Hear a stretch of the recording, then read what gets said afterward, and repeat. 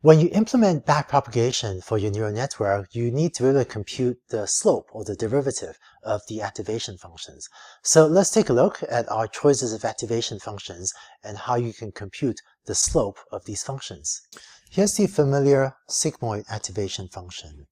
And so for any given value of z, maybe this value of z, this function will have some slope or some derivative corresponding to, if you draw a little line there, the height over width of this little triangle here. So if g of z is the sigmoid function, then the slope of the function is d dz g of z. And so we know from calculus that this is the slope of g of x at z. And if you are familiar with calculus and know how to take derivatives, if you take the derivative of the sigmoid function, it is possible to show that it is equal to this formula. And again, I'm not going to do the calculus steps, but if you're familiar with calculus, feel free to pause the video and try to prove this yourself. And so this is equal to just g of z times 1 minus g of z. So let's just sanity check that this expression makes sense.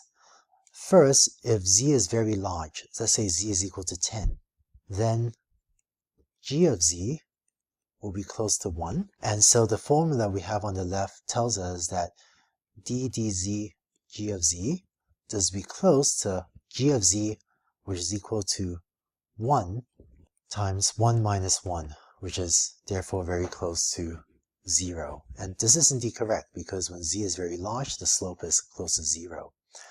Conversely, if z is equal to minus 10, so say it's way out there, then g of z is close to 0. So the formula on the left tells us d dz g of z will be close to g of z, which is 0, times 1 minus 0. And so this is also very close to 0, which is correct. Finally, if z is equal to 0, then g of z is equal to 1/2. That's a sigmoid function right here.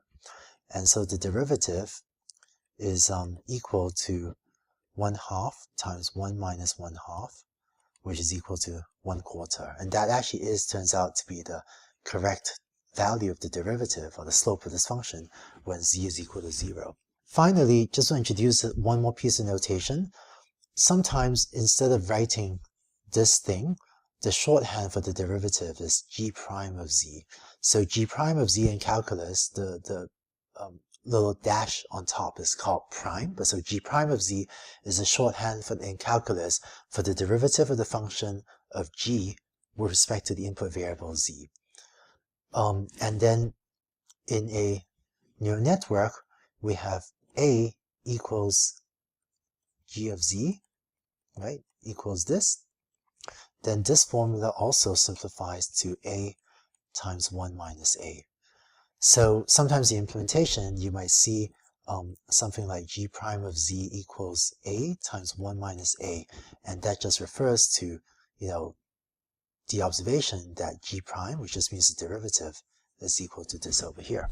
And the advantage of this formula is that if you've already computed the value for a, then by using this expression, you can very quickly compute the value for the slope for g prime as well. All right, so that was the sigmoid activation function.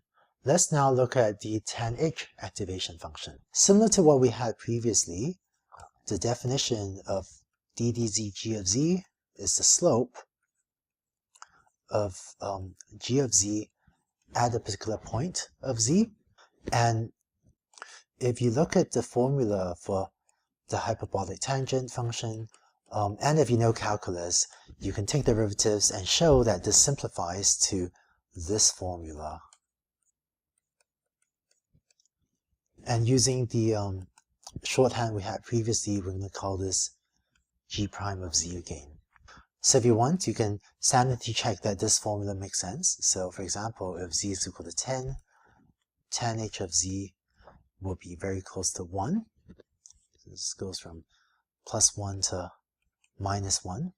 And then g prime of z, according to this formula, will be about 1 minus 1 squared. So derivative will be close to 0. So that was if z is very large. The slope is close to 0. Conversely, if z is very small, say z is equal to minus 10, then tan h of z will be close to -1, and so g prime of z will be close to 1 minus -1 squared, so it's close to 1 minus 1, which is also close to 0. And then finally, if z equals to 0, then tan h of z is equal to 0, and then the slope is actually equal to 1, which is actually the slope when z is equal to 0.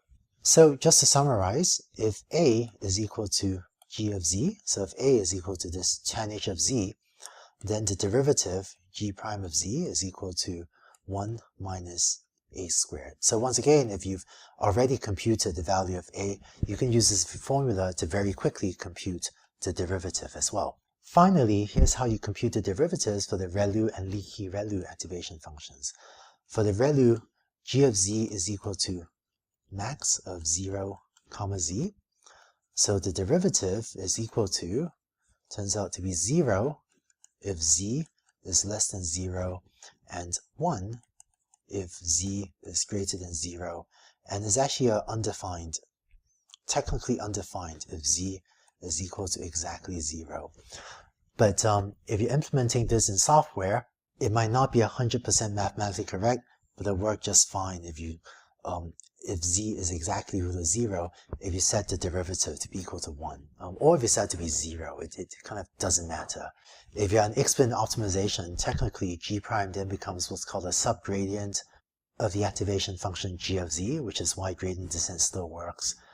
But you can think of it as that the chance of z being, 0. Exactly 0.00000 is so small that it almost doesn't matter what you set the derivative to be equal to when z is equal to 0. So in practice, this is what people implement for the derivative of z. And finally, if you are training a neural network with the Leakey-ReLU activation function, then g of z is going to be max of, say, 0.01 z, comma z. And so g prime of z is equal to 0.01 if z is less than 0, and 1 if z is greater than 0.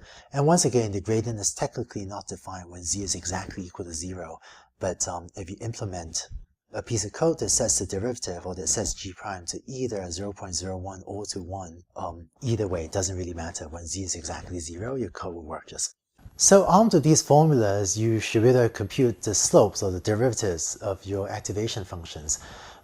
Now that you have this building block, you're ready to see how to implement gradient descent for your neural network. Let's go on to the next video to see that.